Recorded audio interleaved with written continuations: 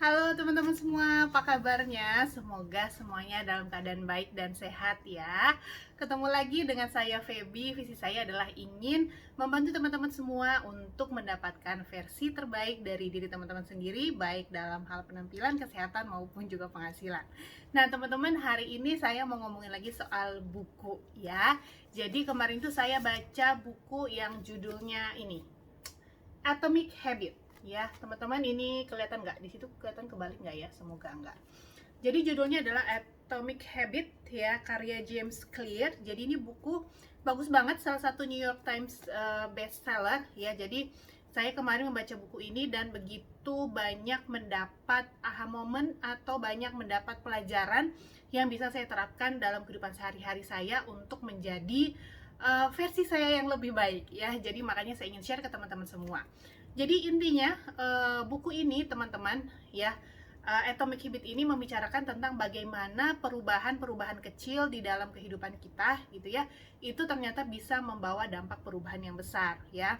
Jadi di sini diceritain banyak banget kisah-kisah, cerita-cerita tokoh-tokoh atau organisasi gitu ya, lembaga-lembaga yang sukses gitu ya. Dan itu bermula dari kebiasaan-kebiasaan kecil, bukan, dan bermula dari perubahan-perubahan kecil yang mereka lakukan. Nah, teman-teman, saya share sedikit ya apa yang saya dapat di buku ini, tapi kalau teman-teman mau mendapatkan lebih banyak mesti baca satu bukunya ya.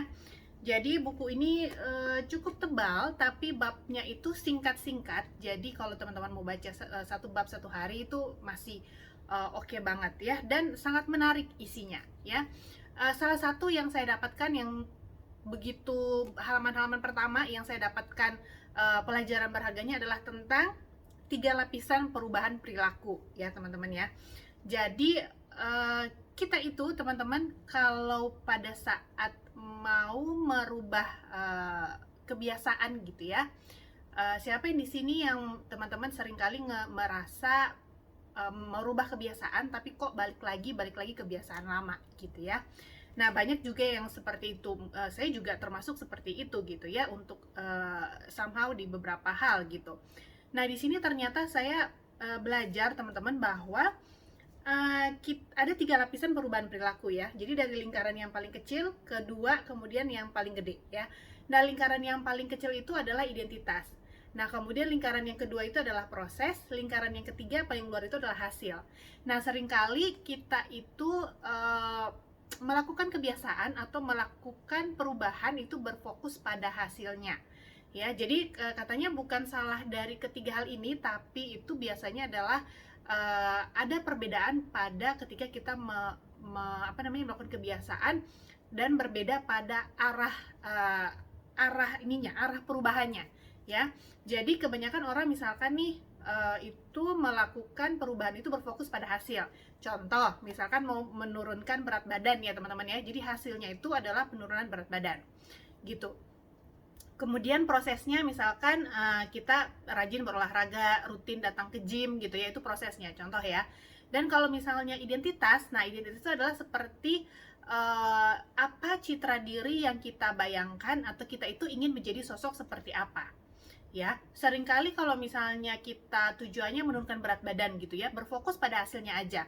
Jadi begitu sudah dapat hasilnya, and then kebiasaan-kebiasaan lama itu bisa balik lagi, jadinya gemuk lagi kayak gitu ya. Nah itu seringkali ya kita seperti itu. Nah tapi di sini yang disarankan oleh buku ini adalah berfokuslah pada identitas. Jadi dari merubah identitas dulu baru ke hasil, jangan dari hasil dulu baru ke identitas, maksudnya seperti itu. Contoh dari mengubah identitas itu adalah seperti misalkan kita itu ingin menjadi sosok seperti apa. Misalnya saya ingin menjadi seseorang yang berperilaku hidup sehat. Nah, misalkan seperti itu.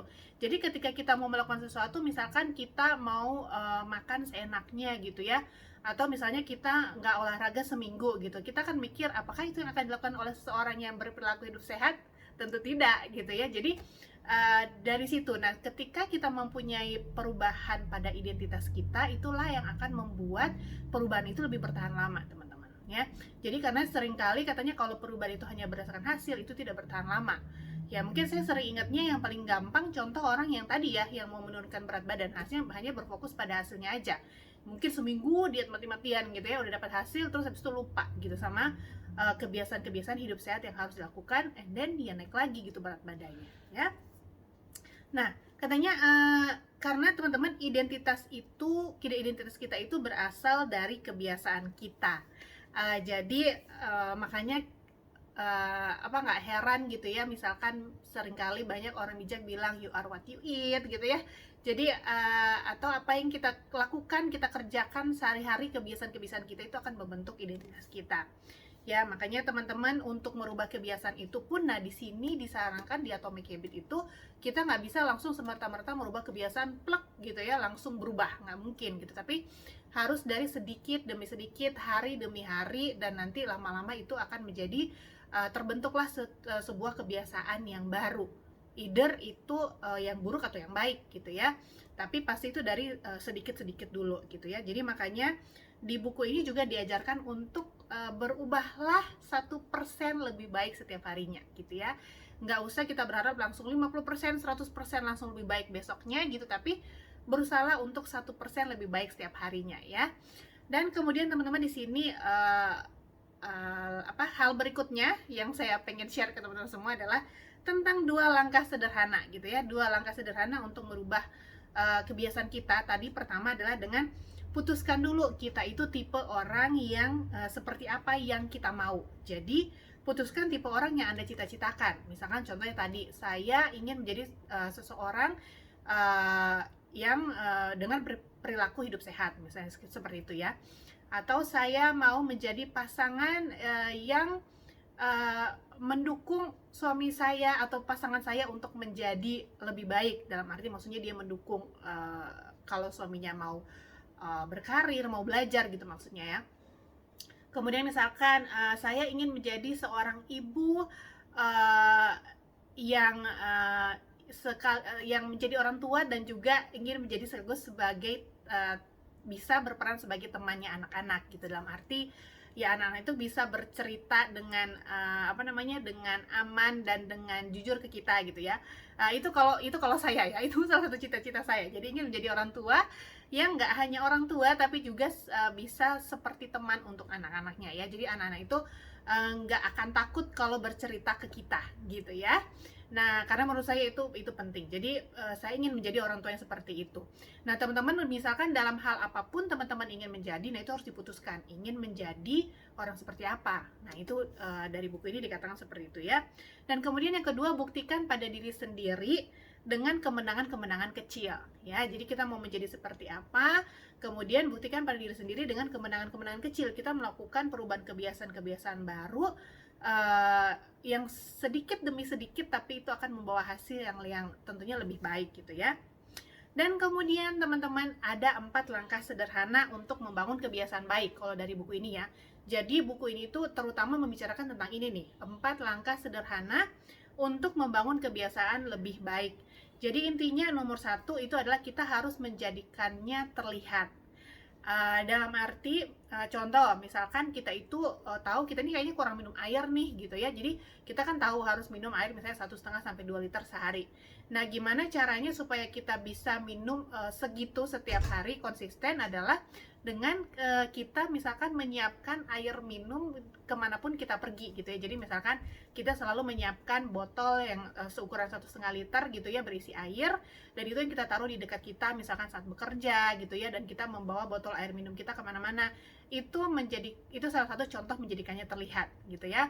Atau misalkan meletakkan sepatu olahraga kita atau alat olahraga kita itu di dekat kita gitu. Jadi kita selalu ingat untuk selalu berolahraga setiap hari. Contohnya seperti itu ya, jadi menjadikannya terlihat. Kemudian yang kedua adalah menjadikannya menarik. Nah, untuk suatu kebiasaan ini supaya kita bisa berubah, kita harus membuat kebiasaan ini menjadi sesuatu yang menarik, teman-teman. Contoh di sini ya, dia tuh kasih contoh. Kalau misalkan kita tuh memasangkan aksi yang kita inginkan dengan sebuah aksi yang kita butuhkan.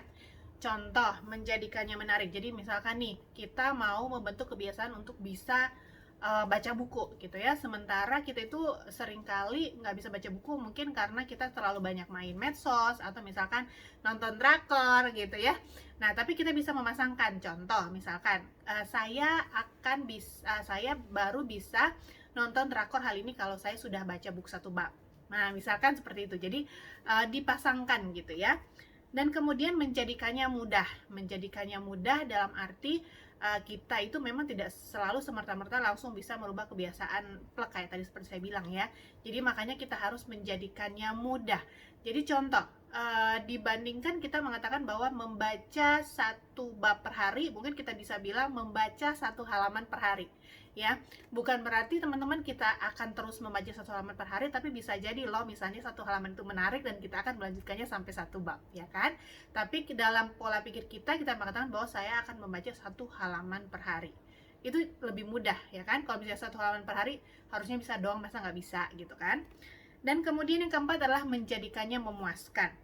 Jadi banyak orang-orang yang melakukan pekerjaannya itu misalkan gini teman-teman ya, misalnya kita itu harus contoh misalnya seorang petugas yang harus menelpon sekian orang hari itu gitu ya, dan dia memindahkan ada contoh di buku ini, jadi dia memindahkan klip kertas gitu ya dari satu gelas kosong ke dari satu gelas yang berisi klip, misalkan dia harus menelpon 50 orang. Jadi dia berisi gelas itu dengan 50 klip kertas dan satu laginya gelas kosong.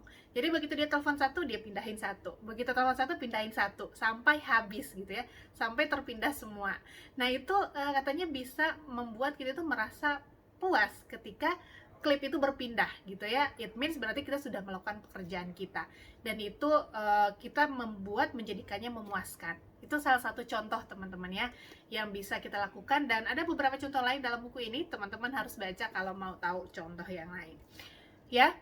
Itu dia hal yang penting teman-teman, dan intinya adalah mungkin kebiasaan-kebiasaan ini ketika kita sudah menjadi terlalu terbiasa itu akan menjadi otomatis katanya, and then kemudian kita bisa menjadi merasa bosan. Nah, inilah bedanya ketika seorang yang gagal dengan seorang yang sukses. Jadi seorang yang sukses itu katanya di buku ini adalah dia tetap melakukan hal yang harus dilakukan meskipun dia bosan. Ya, jadi itulah salah satu tantangan kita teman-teman untuk menangani rasa bosan. Dan di sini juga dikasih tips-tipsnya ya. Nanti teman-teman bisa baca kalau mau. Dalam buku ini keren banget. Jadi intinya dengan perubahan-perubahan yang kecil teman-teman, kita itu bisa menghasilkan sesuatu perubahan yang besar pada akhirnya. Tapi tetap kita harus melakukannya dengan konsisten gitu ya.